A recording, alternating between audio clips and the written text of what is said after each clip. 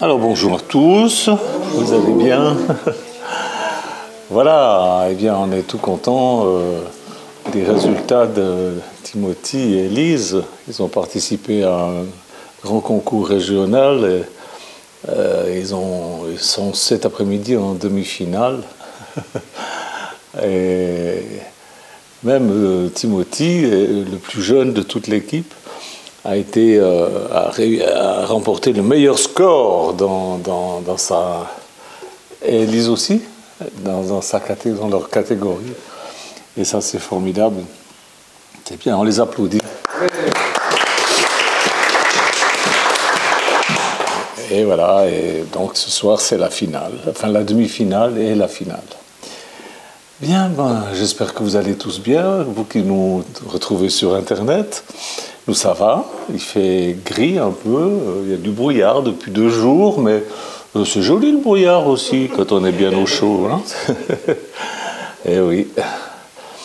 Vous savez que si vous regardez sur YouTube ou sur les sites chrétiens, tout le monde vous parle du retour proche de Jésus.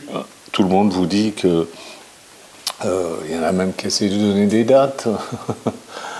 Il y a toutes sortes de choses qui... on ne peut pas dire que le monde chrétien est dans l'ignorance. On sait que Jésus revient bientôt, on le sait. On a étudié les prophéties, on voit que nous sommes dans la période du retour imminent de Jésus qui va venir chercher son épouse. Et donc, vous savez que son épouse est en train de dormir avec... il y a les vierges folles, il y a les vierges sages, tout ça, c'est des gens qui se gardent purs pour Jésus, mais ils dorment. Et il y a une voix qui doit crier « L'époux vient ». Et voilà, cette voix, elle crie « L'époux vient, l'époux vient ». Alors, les vierges sages sont prêtes, puis les autres ne sont pas prêtes. Et puis, je crois qu'il reste encore un peu de temps pour que vous vous prépariez si vous n'êtes pas prêt. On va lire Luc 18, 8, s'il vous plaît, ensemble. Luc 18, 8. C'est Jésus qui dit, je vous le dis, Dieu leur fera justice bien vite, mais quand le Fils, c'est ça que je veux dire, mais quand le Fils de l'homme viendra, c'est-à-dire quand je reviendrai, trouvera-t-il la foi sur la terre? Jésus dit, quand je reviendrai, trouverai-je la foi sur la terre? On pourrait dire, oui, Seigneur, t'inquiète pas, hein, regarde, il y a des églises partout, l'évangélisation, voilà, la Bible, c'est le livre le plus vendu au monde, il y a la foi, ouais, il y a la foi. Jésus a dit, quand je reviendrai, trouverai-je la foi sur la terre? Beaucoup de chrétiens prient, il y a des réunions de prière, il y a des réunions de jeûne, il y a toutes sortes de choses. Mais est-ce que c'est l'épreuve de foi, ça? Je vais vous dire quelque chose qui va vous secouer un petit peu, mais je ne suis pas là pour vous passer de la pommade dans le sens du poil. Je suis là pour vous avertir des choses afin que vous soyez réellement prêts, que vous ne soyez pas pris de confusion quand ça sera trop tard. Je vais vous dire quelque chose qui va vous étonner. Ne comptez pas trop sur les miracles qu'à votre avis Jésus devrait faire pour vous bien-aimés et toutes ces choses-là. Ne comptez plus trop là-dessus. Si vous écoutez ce que je vous dis, si vous faites ce que je vous dis, vous allez avancer à la rencontre du Seigneur. Et ça, je vais vous expliquer qu'est-ce que j'entends par là. Ça va vous paraître un peu étrange, mais quand vous êtes là à attendre que Jésus fasse, quand vous êtes là, les yeux levés vers le Seigneur, quand vous fixez vos regards sur lui, vos cœurs sur lui, quand vous vous attendez à lui, les mains comme ça, peu importe, vous le paralysez. Vous le paralysez. Il ne peut rien faire pour vous parce que vous restez stérile. Qu'est-ce que Jésus attend de nous? Que nous fassions nous-mêmes les œuvres qu'il faisait quand il était sur cette terre. Jean 14, 12. Jean 14, 12. Amen, amen, je vous le dis, celui qui met sa foi en moi fera, lui aussi, les œuvres que moi je fais. Il en fera même de plus grandes encore, parce que je m'en vais au Père. Ça ne veut pas dire qu'il ne faut pas prier Jésus, mais ça veut dire que nous devons faire les œuvres que lui faisait. Lui, le matin, il priait Jésus, Jésus priait le Père, et ensuite il allait faire les œuvres. Et il s'est placé devant nous comme un maître à qui nous avons à obéir. Alors les chrétiens sont là, très fiers de Jésus. Seigneur, Seigneur, personne n'est comme toi, ô Jésus, alléluia, alléluia. C'est vrai, c'est juste. Mais Jésus, c'est Jésus. Et vous, vous êtes quoi? Vous êtes qui? Je vais encore vous choquer. La grande, l'immense majorité des chrétiens sont quoi? Sont faibles et sont paresseux. Ils ne font rien pour devenir comme Jésus, comme leur maître. Bon, ils ont arrêté de fumer, ils ont arrêté de se saouler la figure, ils payent leurs impôts, mais vous avez plein de païens qui sont comme ça aussi. Hein? Il ne suffit pas de se réjouir que Jésus est divin. La grandeur et la divinité de Jésus n'autorisent pas les chrétiens à rester des pauvres bougres. Des pauvres bougres. Un chrétien, il doit chercher à imiter Jésus, à faire ce que Jésus faisait. Pas seulement les œuvres de compassion, de gentillesse, de service, mais de miracles. Enlevez les miracles de la vie de Jésus, il vous reste quoi? Il vous reste un très bon enseignement que vous pouvez trouver aussi dans toutes sortes d'autres religions.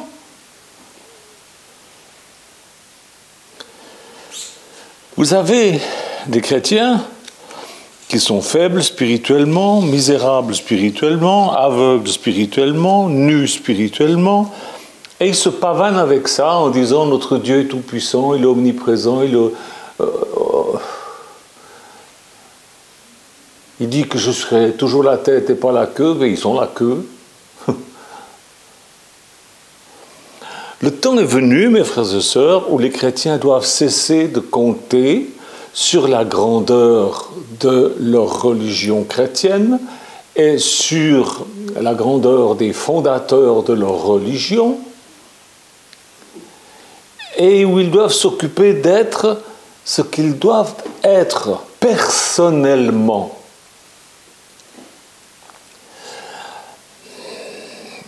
La dernière fois que j'ai mangé avec frère Osborne, c'était à Tulsa, dans sa cuisine. On a mangé dans sa cuisine.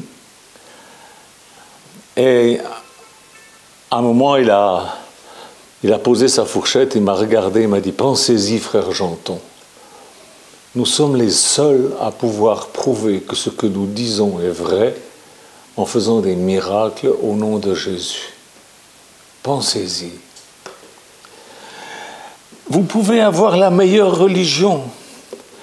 Vous pouvez avoir la doctrine la plus précise, la plus juste, la plus exacte possible, la sainteté la plus profonde. Si votre vie est médiocre, il n'y a pas de quoi parader. Il n'y a pas de quoi. Vous allez me dire, mais Michel, on n'est pas venu pour se faire engueuler. Bien sûr, je sais bien, mais il faut que ces choses soient dites quand même.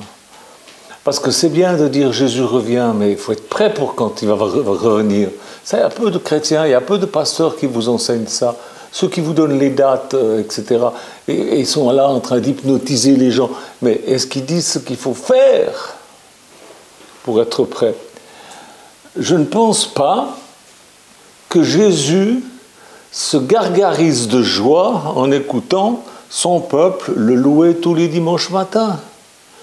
Oh Dieu, comment ne pas te louer, comment ne pas t'adorer, tu es grand, tu es tout-puissant, tu es merveilleux. Mais il le sait qu'il est grand, qu'il est tout-puissant, qu'il est merveilleux.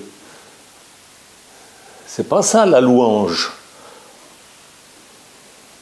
C'est aussi ça, si vous voulez. Oui, c'est pas mal de louer Dieu avec nos mots. Mais ce qu'il attend de nous, ce sont des actes de puissance tels qu'il faisait lui-même quand il vivait sur cette terre. Il nous a montré l'exemple pour que nous fassions ce qu'il faisait et même encore des choses plus grandes.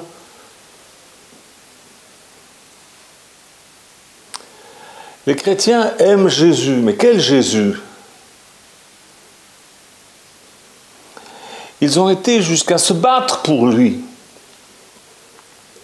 Mais pour l'imiter, oh non, là, non. C'est hors de portée. Ah non, les miracles, il n'y a que Jésus qui peut faire des miracles. Et pourtant, il a dit, allez, guérissez les malades, allez, délivrez-les, ressuscitez les morts même. Vous savez ce qu'ils pensent en général? Ils pensent, Jésus c'est notre maître, il nous a été envoyé pour nous sauver afin que nous le glorifions, point, c'est tout. Mais pas pour que nous l'imitions, c'est trop élevé, c'est pas possible, Jésus est inaccessible, c'est pas possible de faire ce qu'il faisait, c'est pas possible. Pourtant Jésus dit, tous ceux qui croiront, voici les miracles qui accompagneront ceux qui auront cru.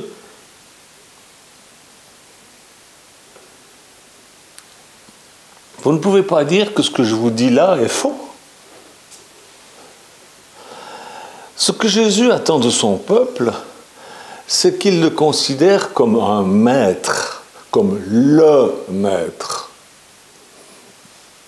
Que ses fidèles se décident à prendre ses idées et se mettent à les appliquer. Et il se gratte la tête et il se dit, mais quand je reviendrai, est-ce que je trouverai encore la foi ?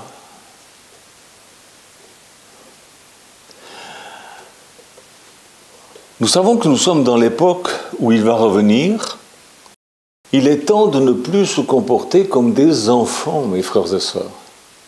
Je reçois beaucoup de requêtes de prière et je vois beaucoup de faiblesse de la part de beaucoup de chrétiens qui sont écrasés par les problèmes, dans les difficultés. Et ça me fait mal au cœur de voir ça parce que nous ne devrions pas être comme ça. Le peuple de Dieu ne doit pas être comme ça. À quoi ça sert d'avoir un maître, un seigneur, si c'est pour continuer à vivre une vie banale, une vie comme nous voulons, comme nous pensons que ça doit être, c'est-à-dire n'importe comment? Oh, mais seul Jésus le maître est irréprochable.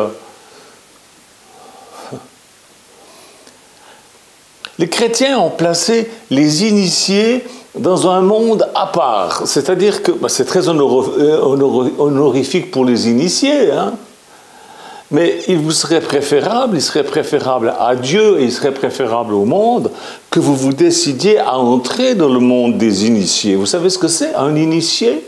Un initié, c'est un mot français qui se trouve dans le dictionnaire et qui signifie qui est au courant de,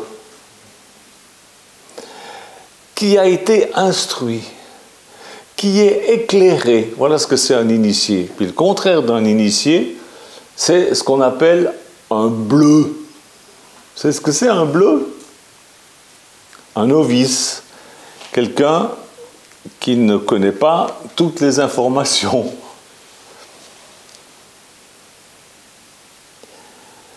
Quand je me suis converti, l'homme qui prêchait, c'était un initié. Raphaël Duval, prédicateur gitan. Il est parti vers le Seigneur maintenant.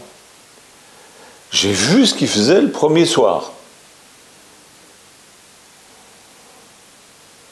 Et j'ai tout fait pour m'approcher de lui, pour le connaître, pour l'inviter chez moi, pour qu'il vienne manger chez moi. Ils sont venus avec sa femme, il est venu avec ses gamins. Et je me rappelle toujours, ils sont venus avec un immense plateau de sardines, et nous on ne mangeait jamais de poisson chez nous, parce que ma mère n'aimait pas ça. Et alors, la Violette, la femme de Raphaël, avec son immense plateau de sardines. « Bonjour ma soeur, comment ça va ?» Ma mère, « Oh là, ça puait le poisson. » Je me rappelle de tous ces détails.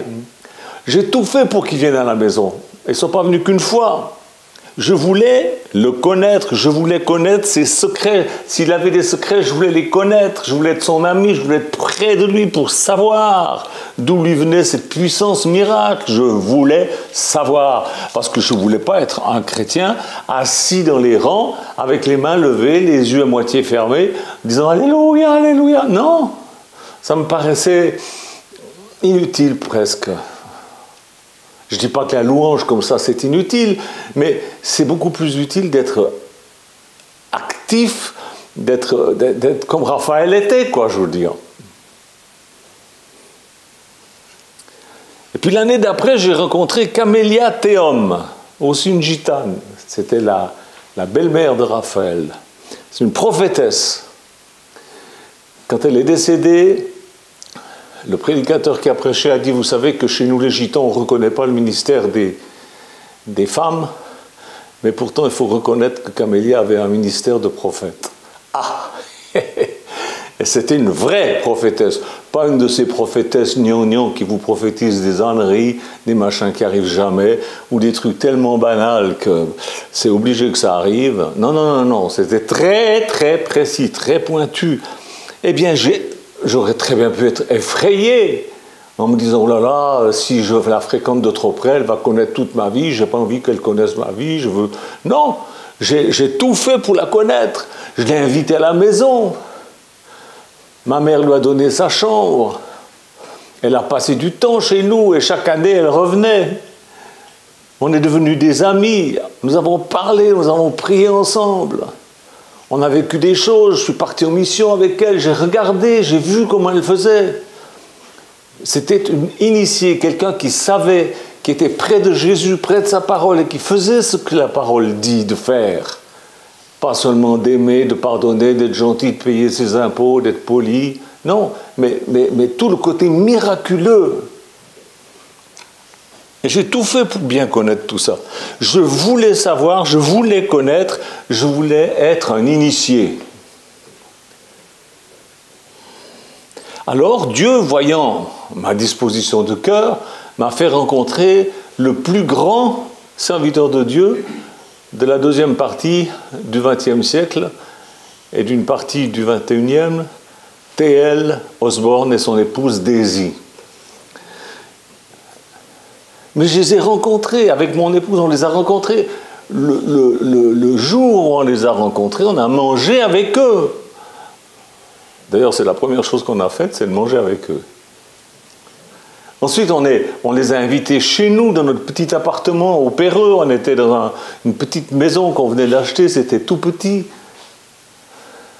J'ai encore des photos de tout ça. Parce que Dieu a permis que je le rencontre, parce que lui, il avait quelque chose à me dire aussi de la part de Dieu, à m'enseigner. Et j'ai écouté ce qu'il a dit. Et il m'a donné ses bouquins, je les ai lus, relus. Souligné, appris par cœur des passages. Je voulais être un initié. Pourquoi est-ce que Dieu m'a permis de rencontrer T.L. Osborne? Pour que je puisse faire des photos et puis crâner en disant « Voyez, je suis copain avec Osborne ». On s'en fout de ça. Ce que je voulais, c'était prendre ce qu'il avait. Paul il dit à Timothée « Sois mon imitateur comme je le suis moi-même de Christ ». Et moi, je voulais imiter Osborne, Raphaël, Camélia, tous ces hommes et ces femmes de Dieu, pour prendre ce qu'ils avaient reçu eux-mêmes de Jésus-Christ. Et il en a résulté quoi? Eh bien, il en a résulté un ministère miracle indéniable dans plus de 70 pays, en public, devant des foules. Des centaines de pasteurs peuvent en témoigner partout. Sauf en France. En France, il y en a une petite dizaine. Parce qu'en France, il y a un grand problème, c'est la jalousie. Un pasteur qui a des miracles, on l'invite une fois, puis après, tout le monde dit « Ah, Michel Janton, ah, alors les pasteurs sont jaloux, alors ils vous jettent. » C'est une mentalité comme ça. Mais est-ce que toutes ces choses-là, cette vie que j'ai eue, c'est parce que je suis spécial? Non, Je ne suis pas spécial du tout. Mais j'ai compris que je devais être initié par des initiés. Si vous ne fréquentez pas des initiés, ben vous n'allez pas être un initié, vous allez être comme ceux que vous fréquentez. Alors bien sûr, j'ai fréquenté aussi des tas de chrétiens. Et les meilleurs que je connais sont là, ce matin. Mais la plupart m'ont déçu. Pourquoi? Parce que c'est des gens, c'est simplement des suiveurs, c'est pas des acteurs de la foi, c'est des spectateurs de la foi. Osborne disait, les chrétiens, ils vont muter. S'ils continuent comme ça, ils vont muter. Ils vont se transformer en gros derrière avec des oreilles pour écouter, et c'est tout. Des gros derrière pour s'asseoir sur les chaises d'église, et puis des grandes oreilles pour écouter, et puis c'est tout. Ils vont muter. Ils rigolaient un peu. J'ai toujours cherché à m'entourer de personnes qui me donnaient un sentiment d'urgence. Je me rappelle le frère Le Cosset qui m'a dit « T'es bourré de défauts, mais il y a une chose que j'aime bien chez toi, c'est que tu vis dans l'urgence et tu mets les gens dans l'urgence. » Il m'aimait bien le Cosset, c'est lui qui a béni notre mariage. C'est exactement ce que Jésus attend de tous ses enfants. Nous savons que Jésus revient bientôt. On fait quoi? Oh Seigneur, vivement que tu reviennes parce que ça devient dur. Hein? Je me rappelle un frère qui disait, il était professeur à l'Éducation nationale, puis il disait, oh, vivement que Jésus revienne, parce que ça devient insupportable. Les enfants sont insupportables, ma mère est folle, mon pare-choc m'a lâché. Vivement que Jésus revienne. Quelle horreur! Vous savez, quand on rencontre un initié, on peut être déçu. On peut être déçu. C'est comme quand on rencontre une star, par exemple, ou si vous rencontrez une star, je ne sais pas moi, une star de cinéma ou de la chanson, et puis que vous parlez avec. Moi, je me rappelle, je vous donne une petite anecdote pour vous faire rigoler. Je me rappelle d'un garçon qui était fan de Sylvie Vartan. Bien plus fan que moi, hein, vraiment. Hein. Et il me dit, j'ai eu le privilège de manger un jour au restaurant avec elle. Oh, j'étais pas tout seul, on était une dizaine. Et j'ai été choqué parce qu'à un moment donné, elle s'est levée pour aller aux toilettes. Il m'a dit, j'avais jamais pensé que Sylvie Vartan pouvait aller aux toilettes. Ça l'a déçu, il m'a dit, ça a cassé l'image. Maintenant, il dit, je veux plus fréquenter les stars, je veux que ça reste comme un rêve, quelque chose d'inaccessible. Je veux plus les fréquenter parce que s'ils sont comme tout le monde, alors ça m'amuse plus, ça me fait plus rêver. Ben, beaucoup de chrétiens sont comme ça. Et quand ils rencontrent un initié, ils voient des défauts. Il y a des défauts. Osborne avait ses défauts, Raphaël avait ses défauts, Camélia aussi avait ses défauts. Tous les initiés que j'ai rencontrés avaient leurs défauts. J'ai mes défauts. J'ai des trucs bizarres. Parce que je suis qu'un homme, c'est tout. Plusieurs chrétiens m'ont laissé tomber parce qu'ils s'attendaient à ce que je sois hyper saint, hyper pur, hyper noble et tout. J'ai du chemin à faire encore. On a tous du chemin à faire. Alors ils ont été déçus. Oh, et puis ils sont partis. Bon, ben, bon vent. Qu'est-ce que je vous dis? Il n'y a qu'une personne qui soit parfaite, c'est Jésus. Jésus, alors lui, il est absolument complètement parfait. Mais nous, on est des disciples et on progresse, tout le monde. Vous pouvez être le plus grand initié. Moi, j'ai fréquenté Osborne, à mon avis, c'est l'homme de Dieu le plus extraordinaire que j'ai rencontré. Mais il avait des défauts. Il avait, je ne veux pas vous raconter ses défauts, c'était rien de bien grave. Mais c'était un homme, quoi, je veux dire. Il n'était pas avec une auréole en train de marcher comme s'il glissait. Et puis je vais vous dire, même chez Jésus, les losers, les perdants, ils ont trouvé des défauts en Jésus. Ouais, il boit de l'alcool. Ouais, il parle avec des prostituées. Gna, gna, gna, gna. Vous voyez ? Ce qui est important dans votre vie, c'est vous. C'est vous. Prenez là où vous pouvez prendre, Puis quand vous voyez des défauts chez un initié, ben vous laissez couler, tant pis, c'est pas grave. Désormais, vous devez apprendre à exiger de vous-même ce que vous exigez des initiés.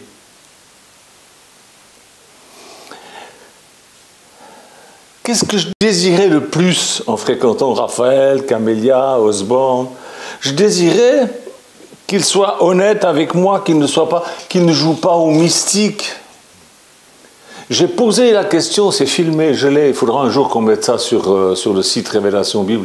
J'ai posé la question à Osborne, j'ai la vidéo de ça. Et j'ai dit, mais pourquoi, comment ça se fait que vous avez un ministère aussi extraordinaire? Est-ce que c'est parce que vous avez vu Jésus dans votre chambre, parce qu'il a eu une vision de Jésus? Il dit, non frère, non, non, non.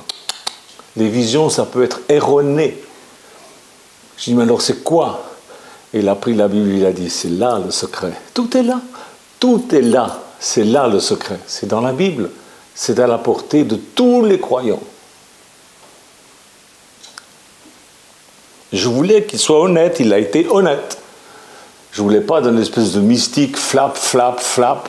Non, il a été honnête. Il n'a pas cherché à m'égarer dans des trucs je sais pas quoi, une méditation, de bêtises, pardon. Je voulais qu'il m'aide spirituellement. Eh bien, exigez les mêmes choses de vous-même vis-à-vis des autres. C'est tout. Tout ce que Jésus vous demande. Ce que j'ai appris avec ces initiés, c'est qu'ils étaient des simples hommes normaux qui faisaient des choses extraordinaires. C'était des êtres ordinaires qui faisaient des choses extraordinaires. Pourquoi? Parce qu'ils avaient pris au sérieux ce que Jésus disait. Ils ont cru qu'ils étaient envoyés du ciel. Mais vous êtes envoyés du ciel. Ils m'ont enseigné ce qui était nécessaire pour mon évolution spirituelle. Mais ils n'ont pas inventé des trucs non, ils m'ont simplement montré les paroles de Jésus que je connaissais, mais qui ne m'avaient jamais... Ça n'avait pas fait tilt. Par exemple, la dernière chose qu'Osborne m'a appris, c'est le texte, mais ça m'a révolutionné, où il est dit « Tel Jésus est, tel nous sommes aussi dans ce monde ». C'est écrit. J'avais lu des dizaines de fois, mais je n'avais jamais fait attention. Mais comme c'est lui qui le disait, j'écoutais avec beaucoup plus d'attention et ça m'a bouleversé, ça a changé des choses dans ma vie terribles. Pensez-y, tel Jésus est, tel vous êtes dans ce monde. Je crois que c'est 1 Jean 4, 17, je crois.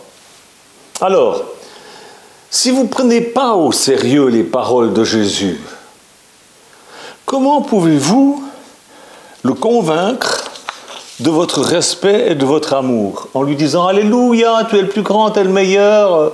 Non. Bien sûr, c'est pas mal de le faire, mais ce n'est pas ça qu'il attend de vous. Avez-vous remarqué, écoutez bien ça, c'est important, avez-vous remarqué que depuis les années, allez, mettons 1977, par là autour, moi j'ai remarqué que c'était en 1977 que ça a foiré. Il n'y a presque plus de miracles en France. Avez-vous remarqué ça? Oui, le miracle des gens qui tombent par terre, et puis mais ça, je n'appelle pas ça des miracles. Est-ce que vous avez remarqué que les portes se ferment de plus en plus en Afrique pour l'évangélisation? Est-ce que vous avez remarqué? Est-ce que vous savez pourquoi? Ben, je vais vous le dire. Parce que la France a été visitée, parce que l'Afrique a été visitée, parce que le monde a été visité, et que le peuple a créé des religions avec ce que les envoyés du ciel leur ont donné. Le peuple a été négligent, n'a pas pris au sérieux les paroles, n'a pas imité les envoyés de Dieu. Mais ils ont écouté, ils ont dit Alléluia, ils se sont réunis, ils ont fait une religion avec. Le peuple veut continuer à croire que seul Jésus et quelques spécimens humains spéciaux peuvent faire ce que Jésus a dit que tous peuvent faire. Je trouve ça bizarre. Je trouve ça bizarre.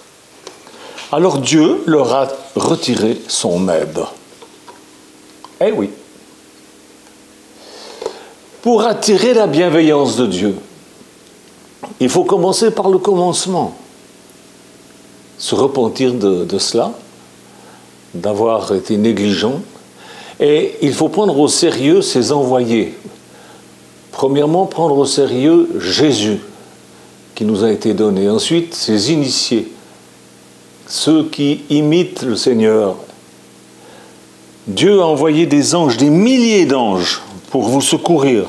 Mais le peuple de Dieu considère ça avec légèreté. Quand c'est la dernière fois que vous avez dit merci à un ange? Pourtant, ils sont là à votre service, vous le savez. Ah, on m'en prie pas les anges. Je ne vous dis pas de prier, je dis juste merci.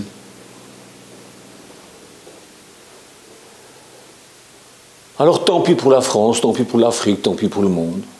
Voilà. Puis c'est comme ça, tant pis. Qu'est-ce que vous voulez que je vous dise? Si Dieu juge que voilà, maintenant c'est fermer le robinet, ben, qu'est-ce que vous voulez que je vous dise? Ma communauté et moi, on continuera à faire notre travail. Notre frère Philippe va partir là pour faire un reportage encore pour aider les personnes qui sont... Il y a 1 500 000 personnes déportées au Burkina Faso qui n'ont pas de quoi se loger, pas de quoi se nourrir. Pas déplacés, qu'est-ce que j'ai dit? Déportés. Oui, qui sont déplacés à cause des actes terroristes dans le Nord. Et il va là-bas pour filmer, pour les aider, pour pouvoir trouver de l'aide. Étant donné qu'on ne peut pas faire ça avec des chrétiens nés de nouveau et connaissant, alors ben c'est avec l'abbé Pierre, avec comment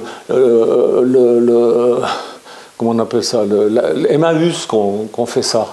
Mais on le fait.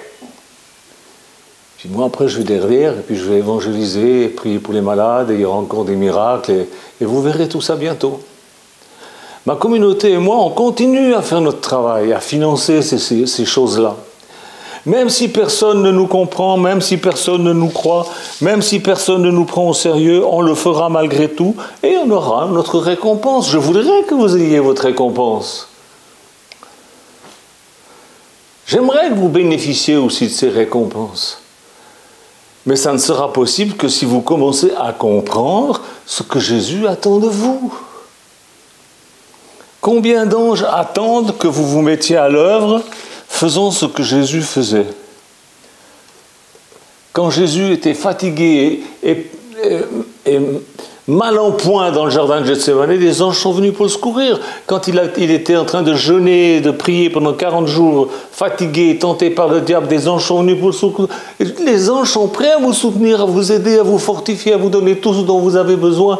Mais vous ne croyez même pas aux anges. Vous parlez plus des démons que des anges. Oh, le diable a fait ci. Oh, le diable a fait ça. Oh là là, on a été bénis aujourd'hui. Qu'est-ce que le diable va nous passer? Vous croyez plus à la puissance du diable qu'à la puissance des anges.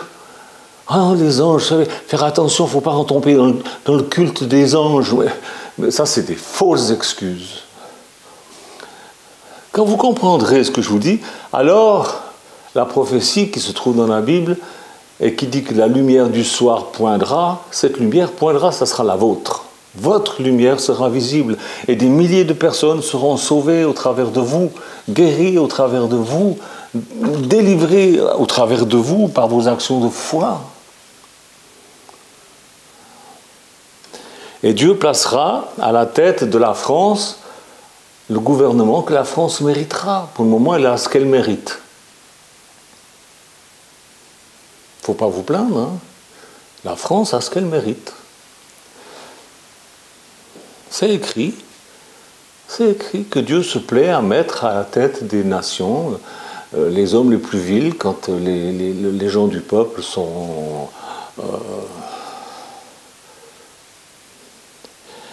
les épidémies cesseront, mais ça ne durera pas longtemps.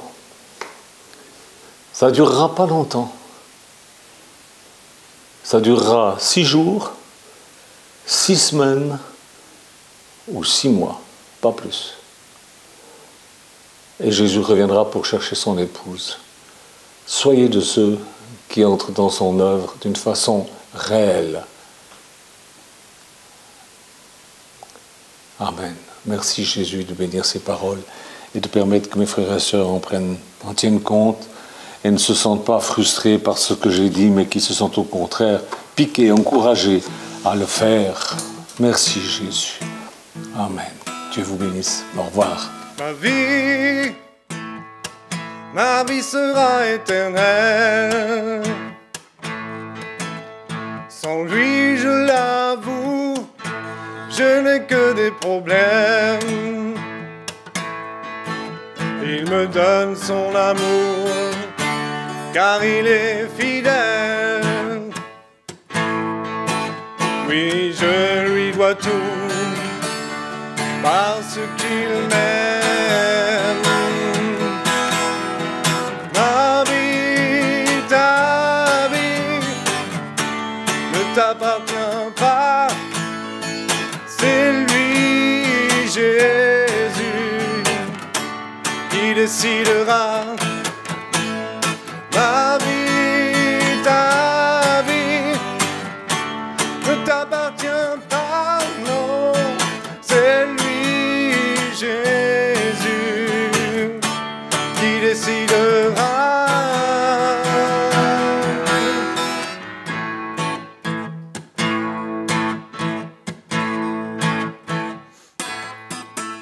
Il a mis devant toi la mort ou la vie. Maintenant fais ton choix, ne sois pas indécis. Celui qui veut garder sa vie la perdra. Celui qui donnera sa vie la retrouvera. Ma vie, ta vie ne t'appartient pas, c'est lui, Jésus, qui décidera. Ma vie, ta vie ne t'appartient pas, non, c'est lui, Jésus, qui décidera.